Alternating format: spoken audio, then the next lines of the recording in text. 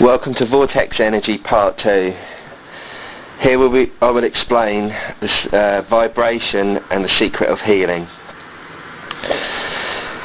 Disease comes from a blockage of energy in the body.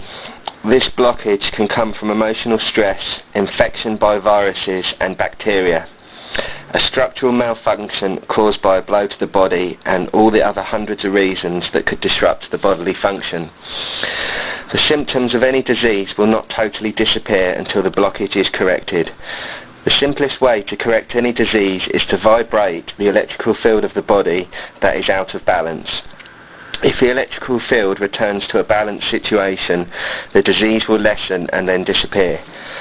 Certain schools of thought in medicine and philosophy maintain that the human body is a dynamic interaction of body, mind and energy fields. Many different terms have been used to describe these energy fields, including subtle anatomy, the aura, and etheric body or etheric double.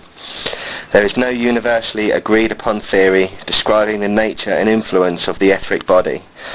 One school of thought conceives of it as pure energy, while others believe it to be a lighter order of physical matter, much as air is lighter than liquids or solids.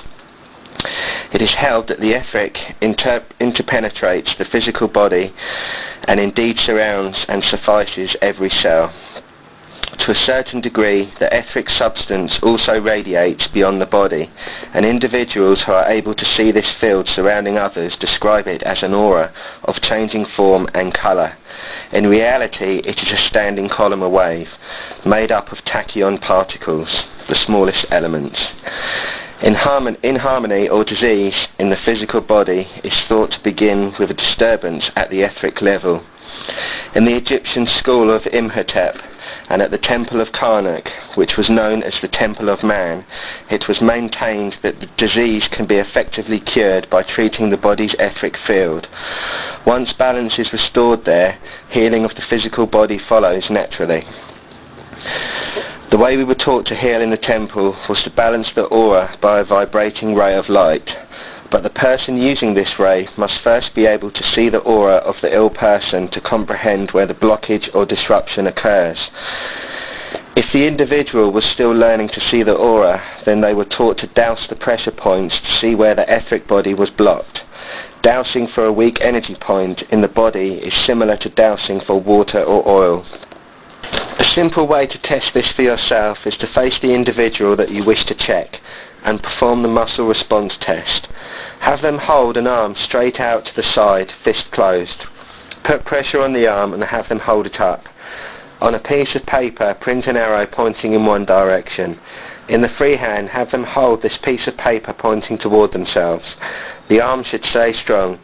Now turn the paper around so that the arrow is pointing away from the person. They will no longer be able to hold the arm up because their electrical field is weakened by the energy travelling in the direction of the arrow. This same method can be used to check out the different pressure points to discover where there is a weakness or blockage in a person's body. The pressure points are similar to the acupuncture points used by the Chinese. This method is so simple that the average person could learn how to determine simple health problems such as vitamin and mineral deficiencies. Several holistic health books teach this simple muscle testing technique, so these simple problems can be taken care of without professional help. Let me add this warning. Learning to douse the pressure points does not offer a cure. It only can point to the problem so the disease of deficiency can properly be taken care of. The body is electrical, chemical and mechanical. Not all disease can be corrected by drugs or surgery. This is why the student in the school had to discover where the blockage in the energy field was before any healing prescription could be recommended. True healing only occurs when the electrical field known as the aura is balanced. Jesus also healed this way. People called his ability to balance the aura a miracle.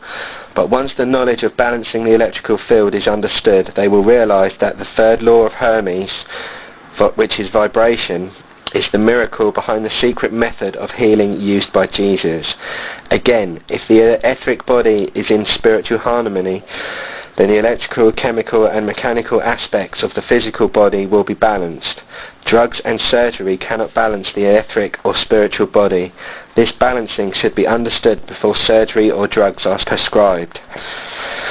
Modern medicine has turned its method of treatment of disease by practicing the allopathic philosophy. Allopathic treatment generally aims to suppress symptoms by giving a drug to counteract them. From the Greek allos, meaning other, allopathy requires a treatment of disease by remedies that produce effects different from or opposite to those produced by the disease. For a headache, for example, one is advised to take an aspirin to ease the pain.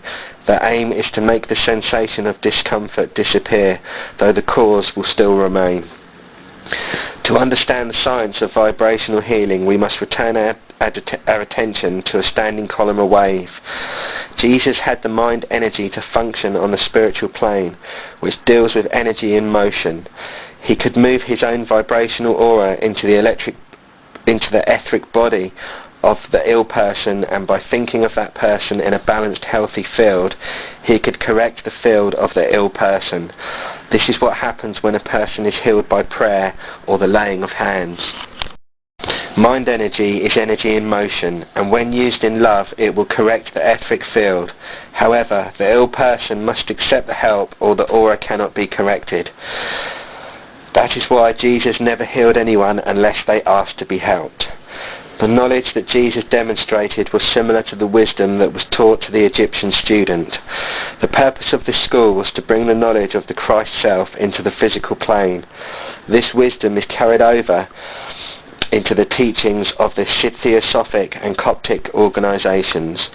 These societies were formed primarily for the purpose of investigating the principles of the divine wisdom. This wisdom was taught in the 6th century BC by the Greek philosopher Pythagoras. It is rooted in the Hermetic teachings of the ancient Egypt and the Vedic scriptures of India.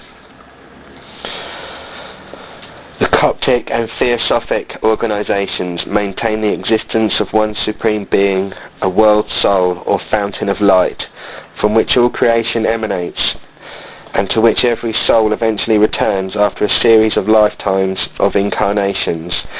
This cycle constitutes a process called involution, downward into matter, divergent energy, and evolution, upward to spirit, convergent energy. The soul returns in a purified and renewed state to an at-one-ment or atonement with its creator of source. Accordingly, we are each a spark of the divine, containing the seeds of light from which vitality, the life energy, flows, and by which health is maintained at every level. As we depend upon the physical sun for physical vitality, so we depend upon the cosmic Son of God for spiritual renewal. These levels are inextricably linked. The cosmic sun is the energy source for the physical sun. Similarly, the divine spark of soul radiating from the cosmic source provides the life energy within and for the physical body. The cosmic source is therefore not something outside of us. It refers to a fundamentally internal state, a state of consciousness. This is accessible to all who are willing to open their hearts and listen. Accordingly, the term evolution refers to an expansion of awareness, a growing realization of our true origin as an integral part of the Great One Light. Perfect health implies perfect attunement and balance of the physical and spiritual, that is, realization of the body's true function as an expression or temple of the light.